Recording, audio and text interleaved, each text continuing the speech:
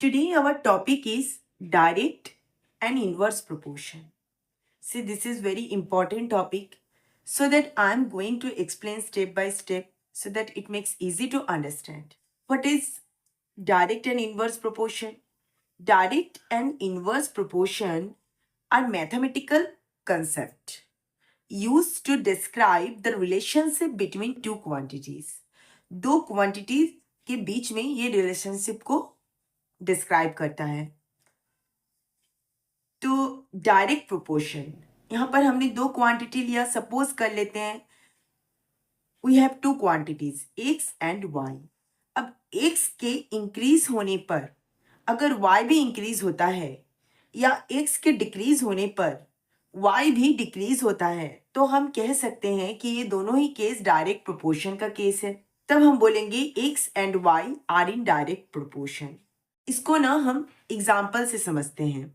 Suppose a car uses 4 litre of petrol to travel a distance of 60 kilometre. मतलब एक car 4 litre petrol का use करता है 60 kilometre की दूरी तय करने में. Then how many kilometre will it covers in 8 litre of petrol. 8 litre petrol में वो कितने किलोमीटर की दूरी तय करेगा. मतलब अगर कार में 4 लीटर पेट्रोल है तो वो 60 किलोमीटर की दूरी तय कर रहा है.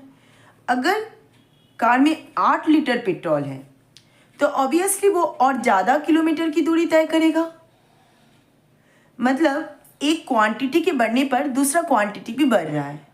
पेट्रोल बढ़ रही है तो वो दूरी भी ज़्यादा तय करेगा. तो क्या है हमारा डायरेक्ट प्रोपोर्शन.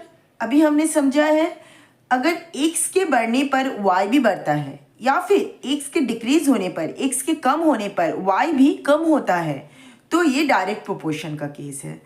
कार में 4 लीटर पेट्रोल है तो वो 60 किलोमीटर की दूरी तय करेगा. अगर कार में 8 लीटर पेट्रोल है तो वो 60 से ज़्यादा किलोमीटर की दूरी तय करेगा. मतलब ये भी हमारा डायरेक्ट प्रोपोर्शन का केस है. इसके लिए हमें सबसे पहले एक टेबल कंस्ट्रक्ट करना होगा इसके इंफॉर्मेशन के according. According to the given information, a table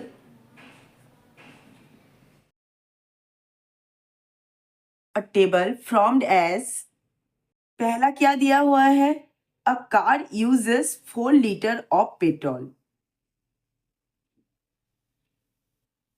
petrol वो किस में है, लीटर में है. सेकेंड क्या दिया है, suppose a car uses 4 litre of petrol to travel a distance दिया हुआ है. डिस्टेंस किस में दिया हुआ है, किलोमीटर में दिया हुआ है. 4 लीटर पेट्रोल में वो कितने किलोमीटर का डिस्टेंस कवर करता है, 60 किलोमीटर का डिस्टेंस कवर करता है. और क्या दिया हुआ है, 8 लीटर पेट्रोल में वो कितने किलोमीटर का डिस्टेंस कवर करेगा, ये हमारे पास नहीं दिया हुआ है. जो हमारे पास इंफॉर्मेशन है उसके अकॉर्डिंगली हम ये टेबल कंस्ट्रक्ट कर रहे हैं. ठीक है, ऐसा टेबल आपको कंस्ट्रक्ट करना होगा. ये 4 लीटर पेट्रोल में वो 60 किलोमीटर की दूरी तय करता है तो 8 लीटर पेट्रोल में वो 60 किलोमीटर से ज़्यादा की दूरी तय करेगा. मतलब ये डायरेक्ट प्रोपोर्शन का केस है. पेट्रोल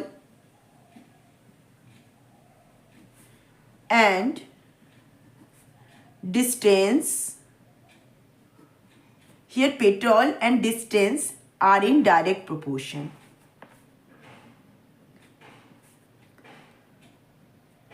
मान लीजिए ये हमने समझा था एक्स वाई क्वांटिटी लेकर, इसीलिए ये आपके समझने के लिए बता रही हूँ. ये एक्स, इसको हम वाई मान लेते हैं. ये है आपका x1, इसको हम x2, y1, y2. ठीक है, ऐसा हम इसको समझने के लिए कर लेते हैं. अब अगर x और y डायरेक्ट प्रोपोर्शन है तब हम फॉर्मूला अप्लाई करते हैं. If x and y are in direct proportion then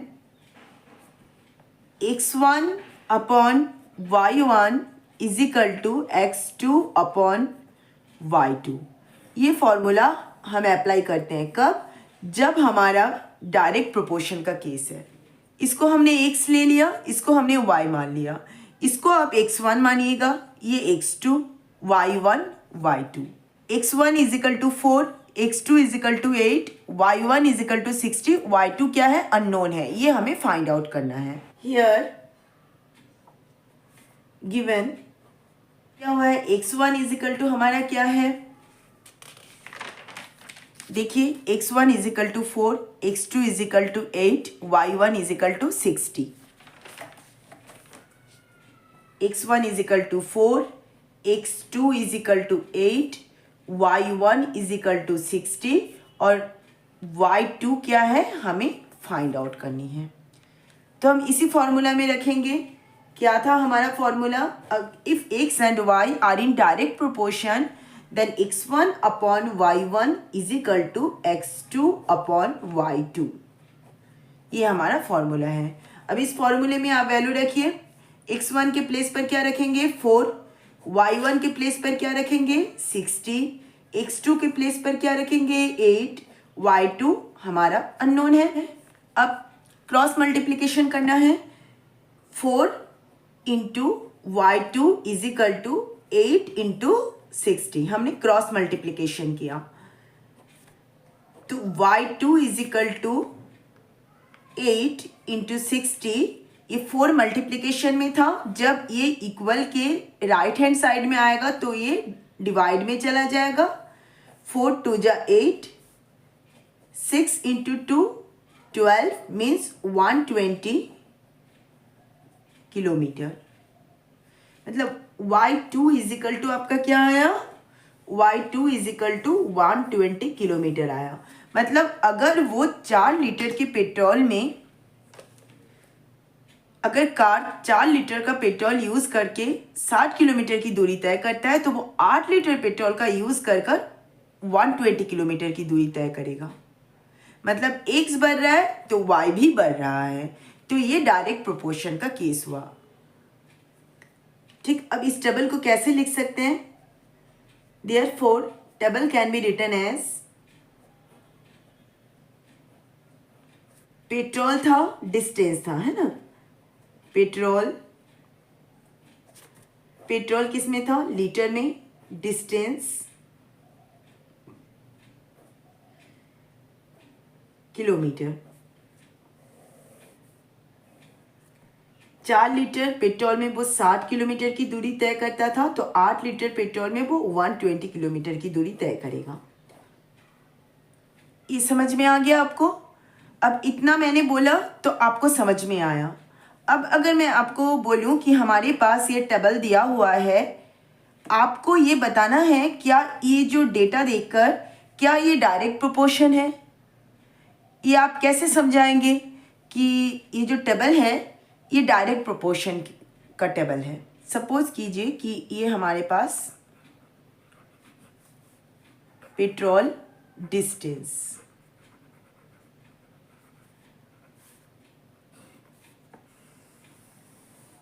ये हमारे पास डेटा दिया हुआ है 460, 8, 120। तो पेट्रोल क्या था? लीटर में था और डिस्टेंस क्या था? किलोमीटर में था। ठीक है, ये हमारे पास टेबल दिया हुआ है। आपको क्या करना है? आपको चेक करना है।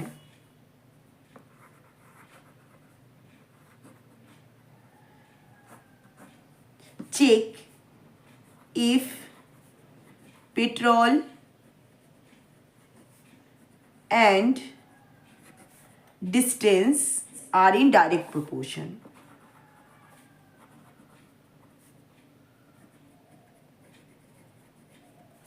तो आप कैसे बताएंगे इसको? हमने अभी देखा है ना, if x and y are in direct proportion. अगर ये डायरेक्ट प्रोपोर्शन है then x1 upon y1 is equal to x2 upon y2। इसका मतलब है x1 अपॉन y1 की वैल्यू इक्वल होनी चाहिए x2 अपॉन y2 के। अगर ऐसा है तो ही ये डायरेक्ट प्रोपोर्शन का केस है। अगर x1 upon y1 not equal to हुआ x2 अपॉन y2 के, तो ये डायरेक्ट प्रोपोर्शन का केस बिल्कुल भी नहीं होगा। मतलब हमें सबसे पहले रेशियो चेक करना है, मतलब इनकी जो ratio of x and y remain same, ये सेम होगा। इनका रेशियो जो है, इसका जो वैल्यू आएगा ये सेम आएगा। ये x1 होता है, ये x2, y1, y2। तो अभी मैंने क्या बोला कि ratio of x and y does not change, it remains constant.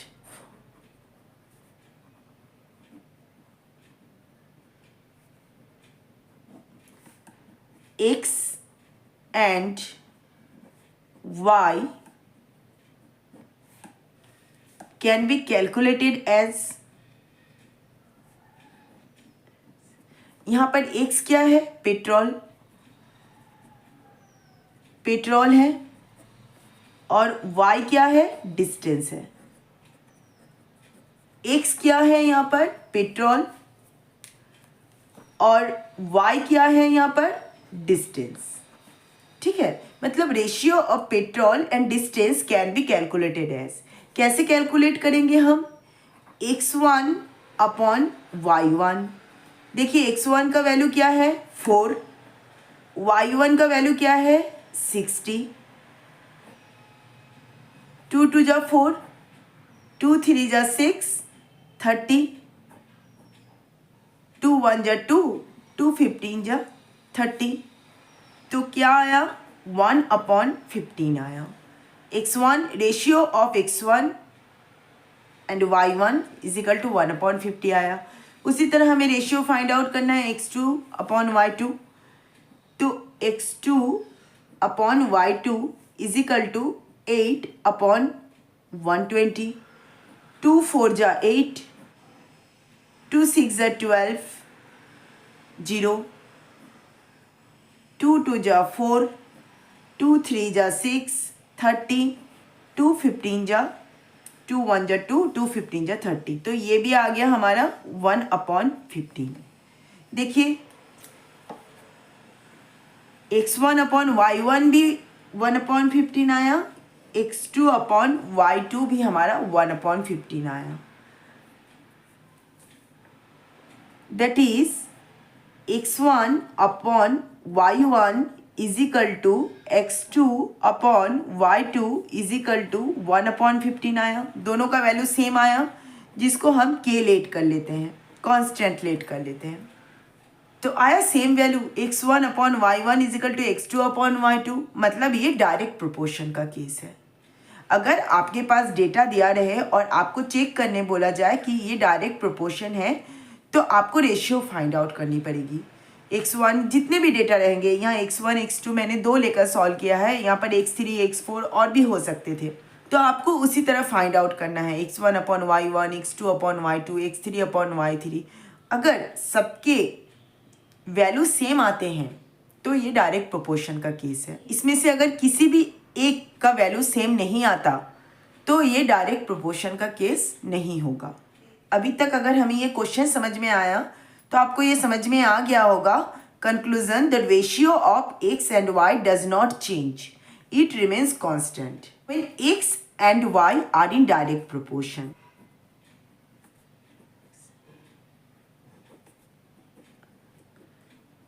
Proportion, अगर x and y direct proportion है तो इसके जो वैल्यू आएंगे वो चेंज नहीं होंगे, वो कांस्टेंट रहेगा। x upon y is equal to k। ठीक है, ये पहला कंक्लूजन हुआ जो हमें ये क्वेश्चन करने पर समझ में आया। Then we can say that x and y are in direct proportion और वेरी डायरेक्टली। कब हम ऐसा कब कह सकते हैं?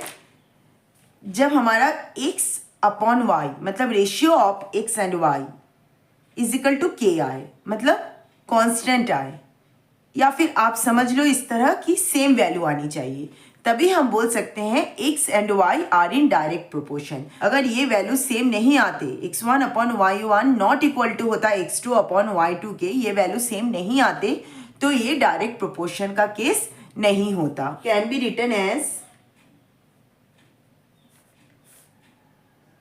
x directly proportional to the y. आप इसको इस तरह भी लिख सकते हैं. अब हम डेफिनेशन देखते हैं.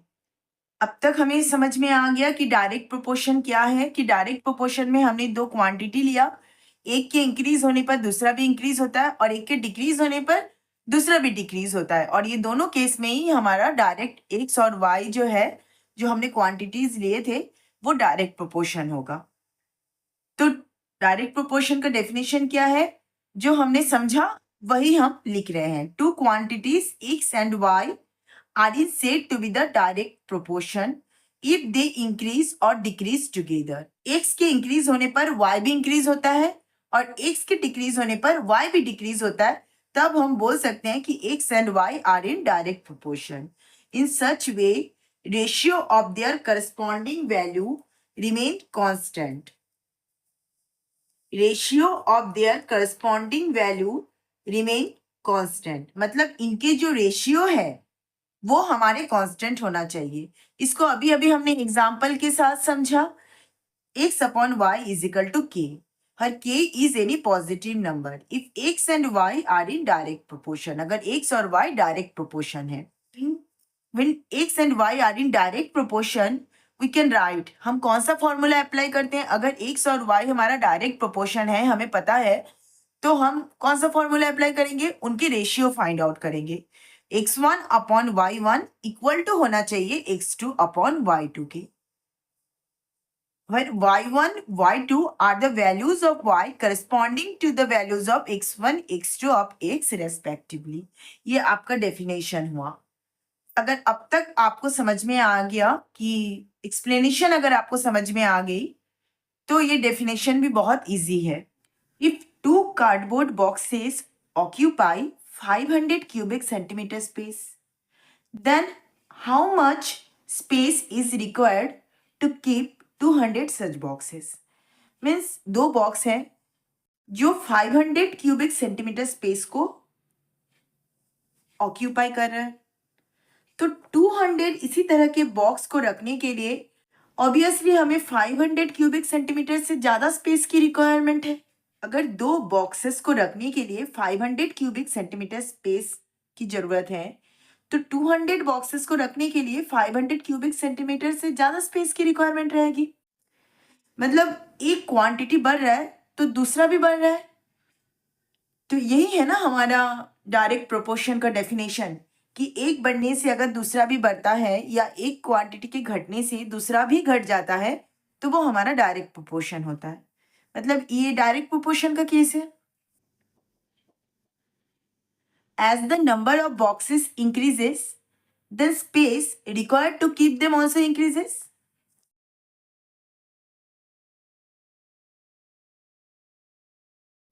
Number of box बढ़ रहा है, the space required to keep them also increases. मतलब उन बॉक्सेस को रखने के लिए जो स्पेस की जरूरत है वो भी हमें ज्यादा लगेगा. So this is the case of direct proportion.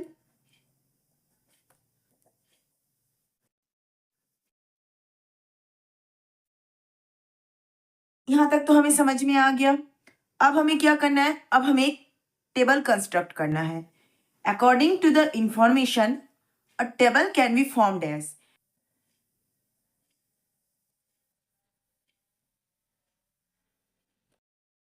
अब क्या बोला है क्वेश्चन में? If the two cardboard boxes occupy 500 cubic centimetre space. मतलब नंबर ऑफ बॉक्सेस रहेंगे और उन बॉक्स को रखने के लिए जो रिक्वायर्ड स्पेस रहेगा वो रहेगा. ठीक है, तो number of boxes, required space किस में है? Cubic centimetre.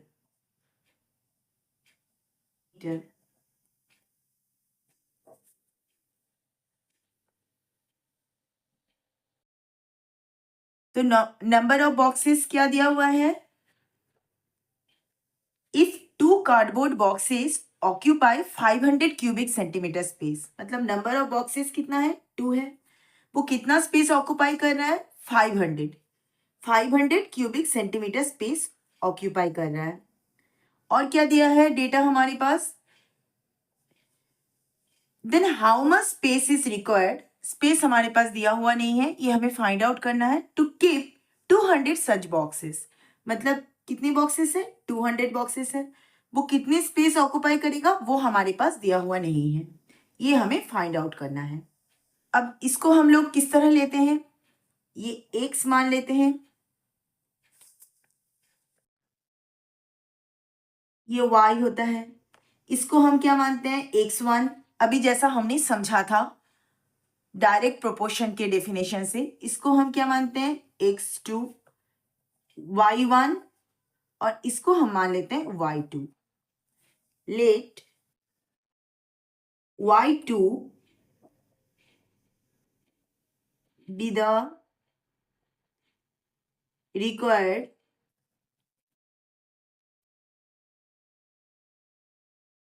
space to keep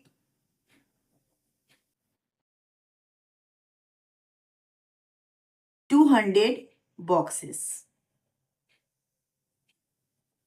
Let y2 be the required space to keep 200 boxes. Number of boxes and required space are in direct proportion. Since number of boxes and required space are in direct proportion, then by definition अब हमें क्या find out करना पड़ता है, अगर हमारा x और y direct proportion है तो हम क्या फाइंड आउट करते हैं, रेशियो फाइंड आउट करते हैं, मतलब x1 upon y1 equal to होगा x2 अपॉन y2 का, जब x और y are in direct proportion होंगे, ठीक है। When x and y are in direct proportion, then x1 upon y1 is equal to x2 upon y2, यही पढ़ा था हमने फॉर्मूले में ये। When x and y are in direct proportion, then we can write x1 upon y1 is equal to x2 upon y2. y1, y2 are the values of y corresponding to the value of x1, x2 of x respectively.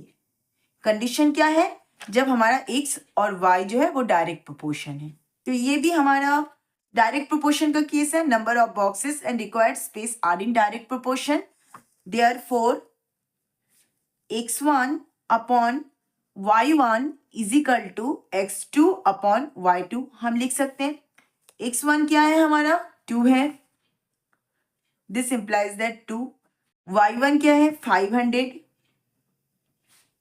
x2 क्या है 200 है, y2 जो है हमारे पास नहीं दिया हुआ, ये हमें फाइंड आउट करना है। तो क्रॉस मल्टीप्लीकेशन कीजिए, 2 into y2 is equal to 200 into 500, this implies that y2 is equal to 200 into 500 upon 2. 2 1 जा 2, 1 0 0 means 5 1 जा 5, 50,000 cubic centimeter. Cubic centimeters. y2 is equal to आया 50,000 cubic centimeter. Therefore, 50,000 cubic centimeter space is required. 50,000 cubic centimeters space is required to keep 200 boxes, है ना। Exercise 11.1 question क्या दिया हुआ है, following are the car parking charges near a railway station up to 4 hours ₹60 दिया हुआ है, 8 hours ₹100, 12 hours ₹140, 24 hours ₹180, timing दी हुई है और चार्जेस दिया हुआ है। ठीक है, हमें चेक करना है if parking charges are in direct proportion to the parking time. मतलब आपको ये डेटा दिया हुआ है, अब तक हमारा क्या था क्वेश्चन जो हमने देखा, उसमें कोई डेटा मिसिंग होती थी, उसको हमें फाइंड आउट करना होता था और क्वेश्चन से ये क्लियर रहता था कि ये डायरेक्ट प्रोपोर्शन का केस है। लेकिन इसमें क्या दिया हुआ है ना, आपका पार्किंग चार्जेस दिया हुआ है और पार्किंग टाइम दी हुई है। आपको ये चेक करके बताना है कि ये जो डेटा दिया हुआ है ये डायरेक्ट प्रोपोर्शन है, मतलब parking time are in direct proportion to the parking charges, ये हमें चेक करके बताना है। सॉल्यूशन, सबसे पहले हमें क्या करना है, according to the given information a table can be formed as. क्या डाटा दिया हुआ है, पार्किंग टाइमिंग दी हुई है, पार्किंग चार्जेस दिया हुआ है। ठीक है, देखिए लिखा हुआ है check if the parking charges are in direct proportion to the parking time. तो पार्किंग टाइम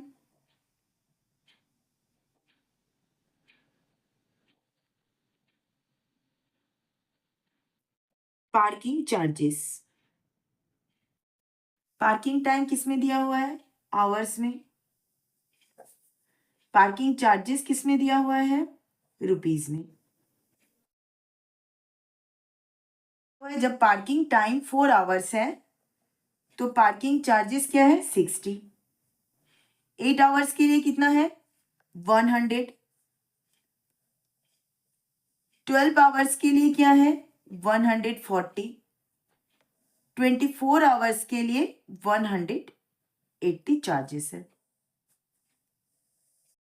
क्वेश्चन में क्या दिया है, check if the parking charges are in direct proportion to the parking time. अब ये डायरेक्ट प्रोपोर्शन है या नहीं है ये हमारे पास गिवन नहीं है, हमारे पास डाटा पूरी दी हुई है, लेकिन ये डायरेक्ट प्रोपोर्शन का केस है कि नहीं ये हमें क्लियर नहीं है, ये हमें चेक करके देखना है। तो हम कैसे चेक करते हैं, हमें रेशियो फाइंड आउट करना है। If the ratio of X and Y does not change it remains constant, तब हम बोल सकते हैं कि X and Y are in direct proportion. Means x1 upon y1 is equal to x2 upon y2 is equal to x3 upon y3 is equal to x4 upon y4। ये सारे value अगर हमारा सेम आता है तो ये direct proportion का case है। अगर इनमें से एक की भी वैल्यू अगर चेंज हो जाता है तो ये डायरेक्ट प्रोपोर्शन नहीं है। इसको हम मान सकते हैं x1, x2, x3, x4। ये आपके समझने के लिए मैं बता रही हूं, y1, y2, y3, y4 हम ये मान सकते हैं if the parking charges are in direct proportion to the parking time. कैसे हम इसको फाइंड आउट करेंगे, मतलब इनके रेशियो फाइंड आउट करेंगे। Ratio of x and y does not change it remains constant, means x1 upon y1 is equal to होना चाहिए x2 upon y2 is equal to x3 upon y3 is equal to x4 upon y4। मतलब इनकी जो ratio होगा इनकी value same होंगे, तभी ये जो पार्किंग चार्जेस है वो डायरेक्ट प्रोपोर्शन होगा पार्किंग टाइम का। Ratio of parking time and parking charges can be calculated as x1 upon y1, x1 upon y1। Ratio of x1 and y1 क्या है, x1 is equal to 4 upon y1 क्या है 60, 2 2 जा 4, 2 3 जा 6, 30, 2 1 जा 2, 2 15 जा 30 इज इक्वल टू क्या आया 1 upon 15। Similarly ratio of x2 and y2, x2 upon y2, x2 क्या है 8, y2 क्या है 100, 2 4 जा 8, 2 5 जा 10, 50, 2 2 जा 4, 2 इंटू 25 50 क्या आया 2 upon 25। Similarly ratio of x3 y3, देखिए ये 1/15, ये 2/25, मतलब यहीं से हमें समझ में आ गया कि parking charges are not in direct proportion to the parking time. 3/y3, x3 क्या है 12, y3 क्या है 140, 2 6 जा 12, 2 7 जा 14, 2 3 जा 6, 3 जा 6, 2 5 जा 10, means 3/35. Similarly, ratio of x4 and y4. x4 क्या है 24, y4 क्या है 180, 2 1 जा 2, 2 2 जा 4, 2 9 जा 80, 90, 4 जा 12, 3 3 जा 9, 30, 2 2 जा 4, 2 15 जा 30, 2/15।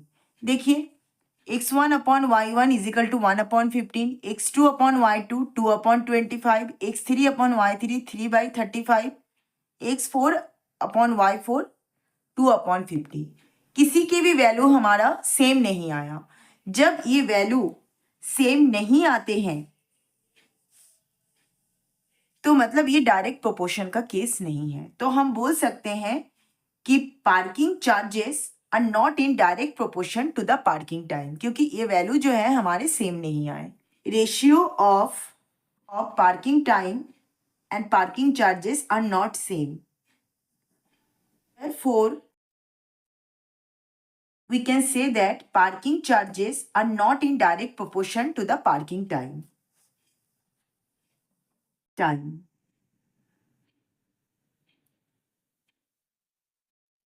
अब नेक्स्ट क्वेश्चन देखते हैं।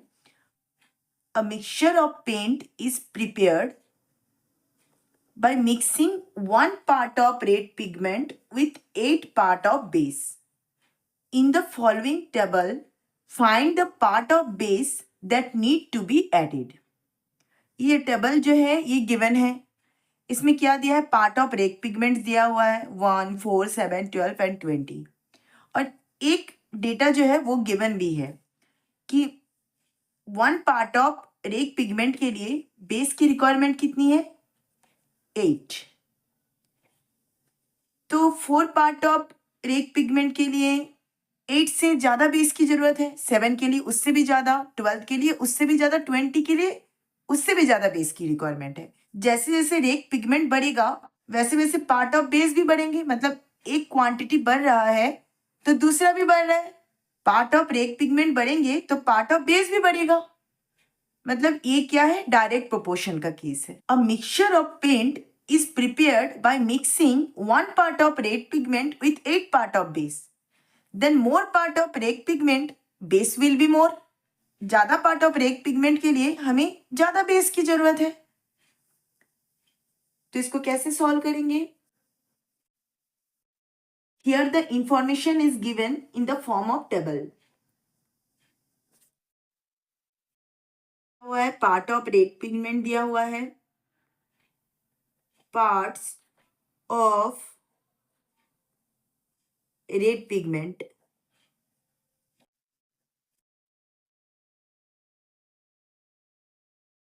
और नेक्स्ट क्या दिया हुआ है part of base.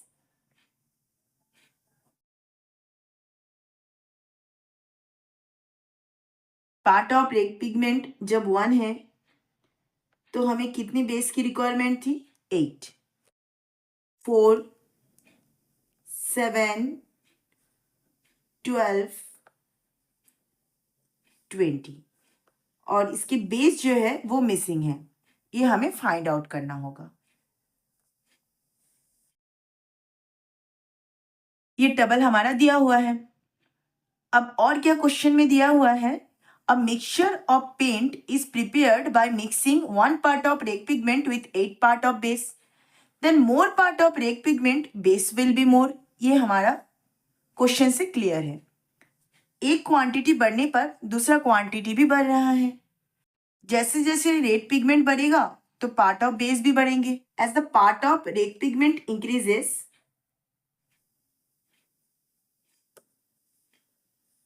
the part of base that need to be added also increases. 4. Part of red pigment and part of base are in direct proportion.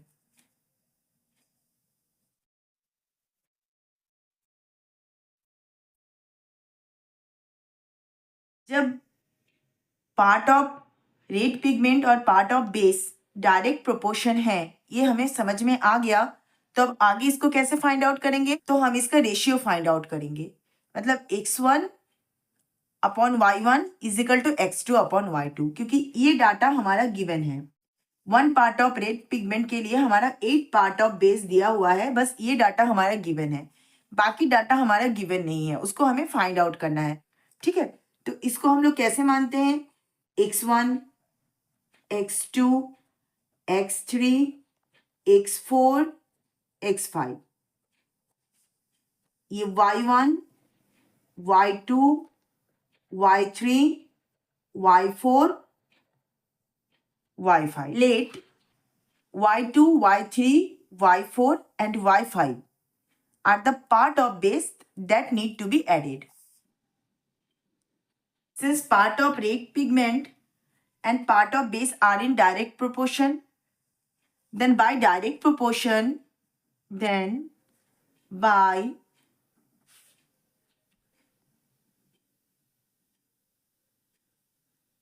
direct proportion, x1 upon y1 is equal to x2 upon y2. देखिए, हमें x1 upon y1 के साथ ही equal करना होगा, x2 upon y2, फिर x1 upon y1 is equal to x3 upon y3. ये data जो है ये हमारा गिवन है, x1 और y1, बाकी जो डाटा है वो हमारा मिसिंग है. तो x1 क्या दिया हुआ है? 1. y1 क्या है? 8. x2 क्या है? 4. y2 क्या है? ये हमें फाइंड आउट करना है. अब क्रॉस मल्टीप्लीकेशन कीजिए, y2 is equal to 4 into 8 is equal to 32, means y2 is equal to हमारा 32 आ गया. Therefore 32 part of base, 32 parts of base added with 4 parts of red pigment. Similarly,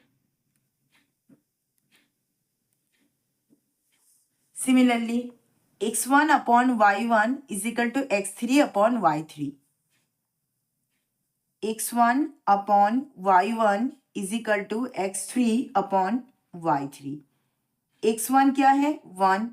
y1 8. x3 क्या है? 7. y3 हमें find out करना है. Cross multiplication कीजिए, y3 is equal to 7 into 8 is equal to 56. y3 is equal to 56, means 56 parts of base added with 7 part of red pigment. Or 56 parts of base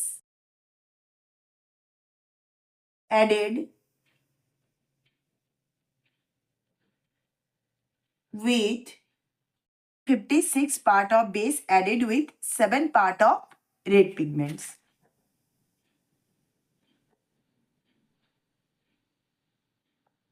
x1 upon y1 is equal to x4 upon y4. Again, x1 upon y1 is equal to x4 upon y4. x1 क्या है? 1. y1 क्या है? 8. x4 क्या है? 12 upon y4. Sorry, ये y4 है. Cross multiplication कीजिए, y4 is equal to 12 into 8. 12 into 8 96. Means y4 is equal to आ गया 96. Therefore 96 parts of base added with 12 part of red pigment. अब लास्ट हमें फाइंड आउट करना है क्या, y5 फाइंड आउट करना है. Same process. Now x1 upon y1 is equal to x5 upon y5 to find the part of base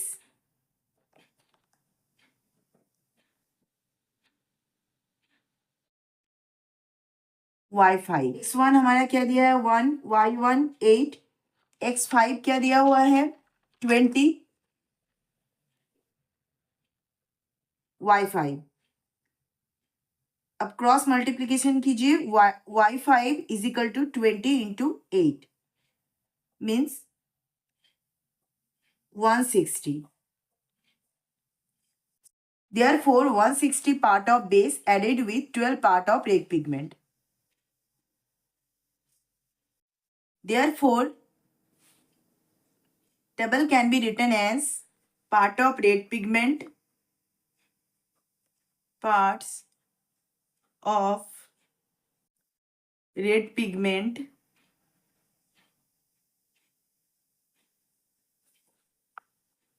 parts of base.